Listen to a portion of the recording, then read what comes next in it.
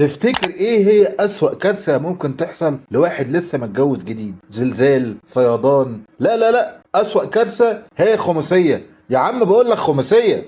مسلسل كارثة طبيعية، مسلسل مصري جديد على منصة واتشت. القصة كمان بتدور حوالين اتنين لسه متجوزين، محمد وشروق. محمد بيقول نأجل الخلفة شوية عشان المصاريف نار، بيتكلم بالعقل، وفجأة يحصل اللي محدش متوقعه.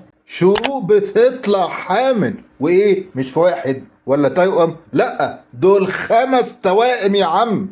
وهنا بقى مان بتبتدي الكارثة الطبيعية الحقيقية، مش زلزال ومش إعصار، لا دي مسؤولية في 5، عياط في 5، مصاريف في 5000. المسلسل يمان دمه خفيف وبيقدم كوميديا سودا مع دراما اجتماعية حقيقية، وبنشوف فيه محمد سالم في دور مختلف تماما غير اللي احنا متعودين عليه. لو عايز تشوف كارثة مش هتلاقيها في نشرات الأخبار، اتفرج على مسلسل كارثة طبيعية حصريا على واتشت.